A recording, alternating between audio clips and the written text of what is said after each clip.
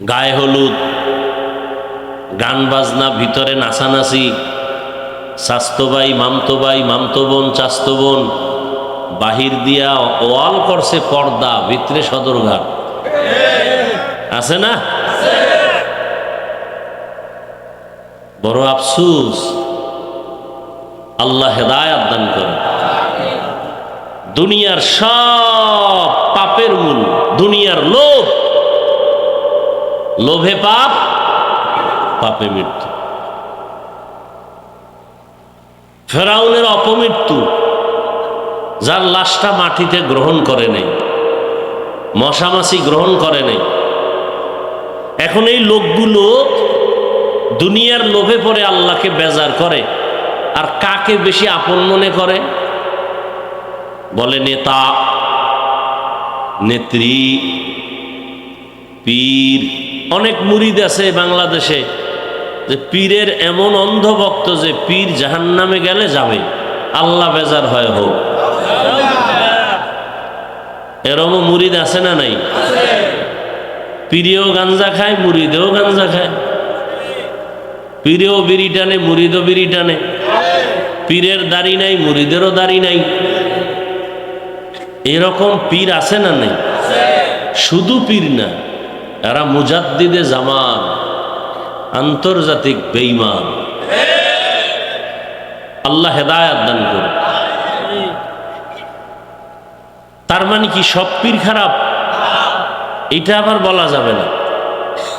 খবরদার, আবেগ দিয়ে চলবে না, বিবেক খাটায়া চলতে হবে। বরং বর্তমানে খাঁটি আল্লাহওয়ালার সোহবত না থাকলে সে ঈমান নিয়ে মরবে পড়ে, বেঁচে থাকাই কঠিন। আল্লাহ, তা হাদিসের অর্থ কি দাঁড়ালো? আল্লাহকে বেজার করে অন্যের হুকুম মানা কি? কি বুঝলাম? আল্লাহকে বেজার করে পীরের কথা মানা হারাম, আল্লাহকে বেজার করে নেতার কথা মানা হারাম, আল্লাহকে বেজার করে নেত্রীর কথা মানা হারাম। এক কথায় জবাব, দুনিয়ার সকলকে বেজার করা সম্ভব, আমার আল্লাহকে বেজার করা সম্ভব না। দুনিয়ার সব বেজার হয় হোক, আল্লাহকে বেজার করা যাবে না। কেন? দুনিয়ার সবাই স্বার্থপর, একমাত্র আমার মালিক রব্বুল আলামিন কোন স্বার্থপর না। দুনিয়ার সবাই কি স্বার্থ নাই? এমন একটা মানুষ মা বাবা স্বার্থের কারণে সন্তানকে জবাই করে। কোথায়? ইন্ডিয়ায়। বাংলাদেশের ইতিহাস, বাবা তার আপন মেয়েটাকে রাতের বেলা হোটেলের মধ্যে নিয়ে বলে, আজকের রাতের জন্য তুই মেয়ে না, আমার কাছে স্ত্রীর সমান। তো বাংলাদেশের খবর। আবার স্বার্থের কারণে সন্তান মা বাবাকে জবাই করে, স্বার্থের টানে স্ত্রী স্বামীকে জবাই করে, স্বামী স্ত্রীকে জবাই করে। দুনিয়ার সবাই স্বার্থপর, একজন আছেন যার কোনো স্বার্থ নাই, তিনি হলেন আল্লাহ।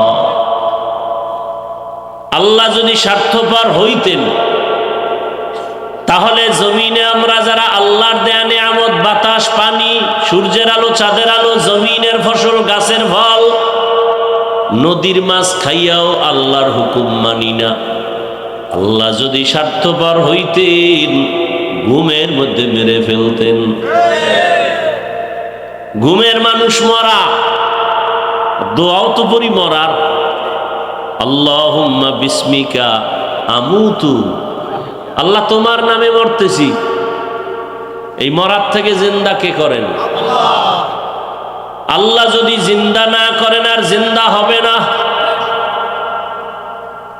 আল্লাহ পাক যদি স্বার্থপর হইতেন, এক ঢোক পানিও দিতেন না। বরং আল্লাহকে যারা মানিয়া চলি, এদের থেকে যারা আল্লাহর বিরুদ্ধে যায় তাদের দিকে আল্লাহর মায়া আরো বেশি। দাড়ি কামানেওয়ালা কখন আল্লাহকে ডাক দিবে আল্লাহ তাকায় আছেন। আল্লাহর হুকুম না মানিয়া অন্য পথে যারা দৌড়ায় আল্লাহ তাদের দিকে নজর রাখেন কুদরতের, কখন বান্দা আমার কদমে সেজদা দিবে। আল্লাহ পাক এদেরকে ডাকার জন্য 5 বার ব্যবস্থা করলেন। মুয়াজ্জিন সাহেব ডাকো, হাইয়া আলাস সালাহ, আস-সালাতু খায়রুম মিনান নাওম।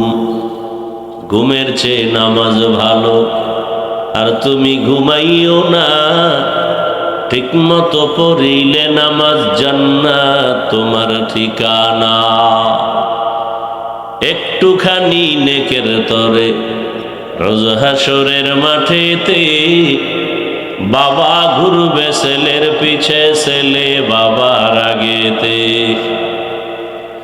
আহাতে মন কঠিন দিনেতে নামাজ তোমায় ভুলবে না, ঠিক মতো পড়িলে নামাজ জান্নাত তোমার ঠিকানা। পশু পাখি কীট পতঙ্গ কেউ ঘুমিয়ে রইল না, মানুষ হয়ে ঘুমিয়ে থাকা ঠিক তো মোদের হবে না। আহাতে মন কঠিন দিনেতে আল্লাহ কিন্তু ছাড়বে না, ঠিক মতো পড়িলে নামাজ জান্নাত তোমার ঠিকানা। আমার প্রাণের ভাই বোনেরা জলদি করে উঠে যাও, ওযু করে তাড়াতাড়ি নামাজ পড়তে লেগে যাও।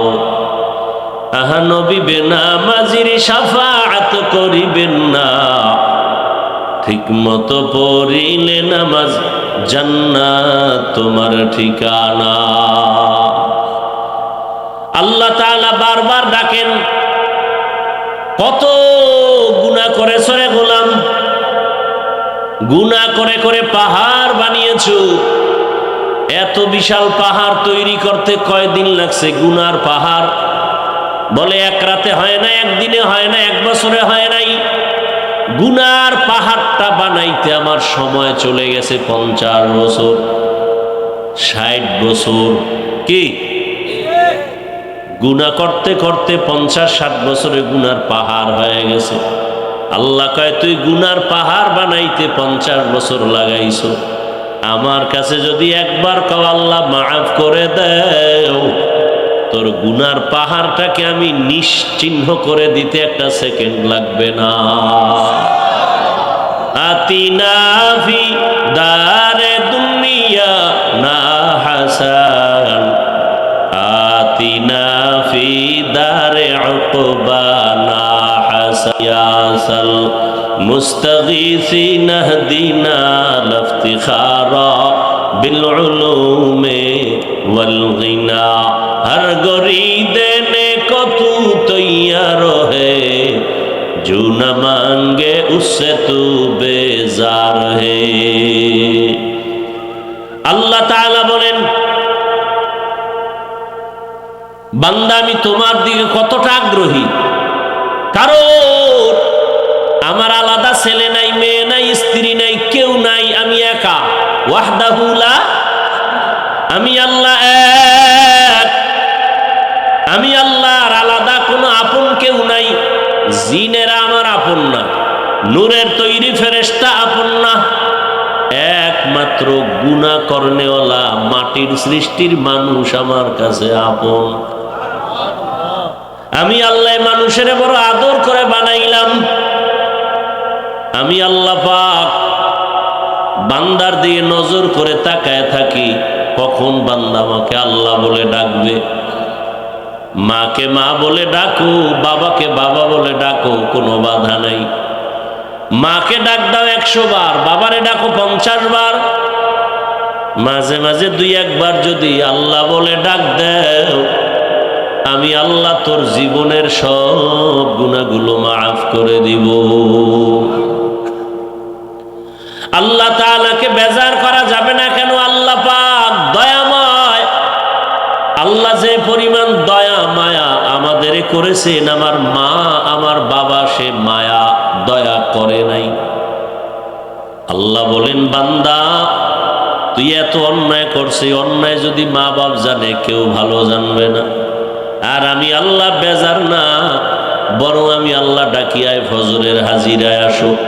ফজরের হাজিরায় গিয়া যদি সেজদা দেও, জীবনের সব গুনাহ মাফ হয়ে যাবে। ফজরে আসো নাই, আমি আল্লাহ আবার জোহরে ডাক দেওয়ার ব্যবস্থা করলাম। মুয়াজ্জিন আবার ডাকে আসো, জোহরের হাজিরায় নাই। আবার তোমার উপরে বেজার না হইয়া আসরের হাজিরায় ডাকার ব্যবস্থা করলাম। আসরের হাজিরায়ও নাই, আমি আল্লাহ রাগ না করে আবার মাগরিবে ডাকার ব্যবস্থা করলাম। মাগরিবের হাজিরায়ও আসো নাই, আমি আল্লাহ রাগ না করে এশার সময় ডাকার ব্যবস্থা করলাম। এশার নামাজেও তুমি নাই। এখন আল্লাহ কয়, এবার কি আমি মুখ ফিরায় নিব? না, এবার আমি আল্লাহ নিজে রেডি, মুয়াজ্জিন বাদ, আমি নিজে তোমাকে ডাকতে আসতেছি। অতিও গভীর হয় রজনী যখন, নীরবে প্রভুর নাম জপিও তখন। প্রভুর করুণা যদি পাইবারে চাও, গভীর রাতে উঠে প্রভুর গুণগান গাও। আল্লাহ তাআলা বলেন, এখন আমি ডাকার জন্য আসতেছি, ডাইরেক্ট আমি আমার বান্দাকে ডাকবো। মাঝখানে কোনো পর্দা নাই, কোনো মাধ্যম নাই। আল্লাহ নিজে ডাকার জন্য আসতেছেন। কখন? ফজরের সময়, জোহরের সময়, আসর, মাগরিব, এশায়। কয় না, এমন একটা সময় যেই সময় পুরা দুনিয়াটা নিস্তব্ধ, পাখিরাও ঘুমায়, নদীর মাছও ঘুমায়, মানুষও ঘুমায়, কোনো আওয়াজ নাই, কোনো পশু পাখির আওয়াজ নাই, ঠিক নীরব। রাতের শেষ ভাগটা আমি আল্লাহ প্রথম আসমানে আসিয়া আমি আল্লাহ আমার মোহাব্বতের বান্দাদের ডাক দেই। যদি বান্দা ঘুম থেকে উঠিয়া ওযু বানাইয়া সেজদায় গিয়া যদি একটু দিল খুলে বলো, ইয়া রব্বি গফিরলি, ও রব আমাকে মাফ করে দাও, আমি আল্লাহ তোর জীবনের গুনাহ সব মাফ করে দিব।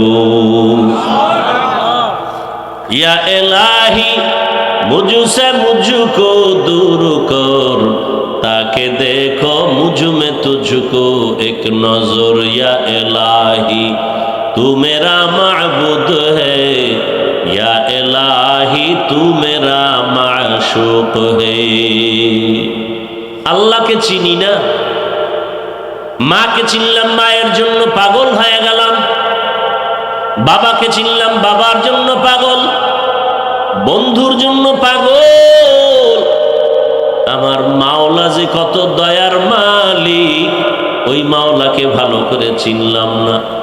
যদি চিনতে পারতাম, গলায় ছুরি লাগলেও আমার মাওলার থেকে কেউ আমাকে আলাদা দূরে সরায় দিতে পারতো না। এরে আল্লাহর বান্দা, আল্লাহ রাব্বুল আলামিন গভীর রাতের তৃতীয় ভাগে, রাতের প্রথম অংশে আল্লাহ আসেন না, আল্লাহ পাক আসেন শেষ ভাগে।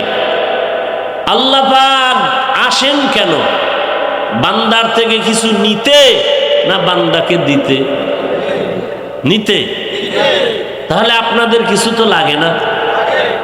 যদি লাগে তো ঘুমান কেন? যদি লাগে তো উঠে আল্লাহর কাছে চান না কেন?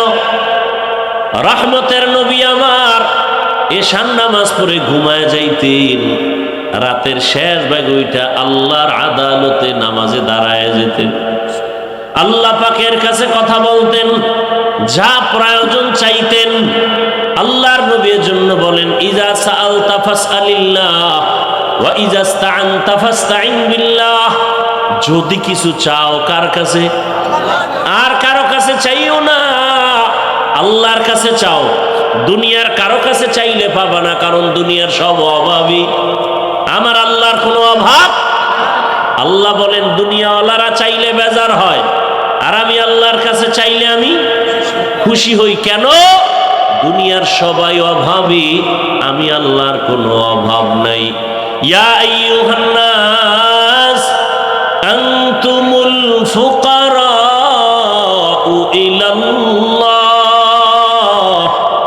ওয়াল্লাহু হুয়াল গানিয়্যুল হামিদ।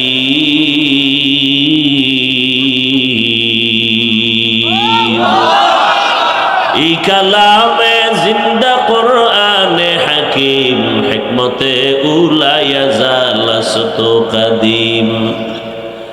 गर तवक्कुल मी कुनी हर सुबह शाम, मेरा सानद रिज़्क़ तू अज़ला मकाम जुज़बा हक़ची ज़े मखा अज़ इंसो जा फज़ल उआ मस्त दर जुमला जहा। আল্লাহ পাক রব্বুল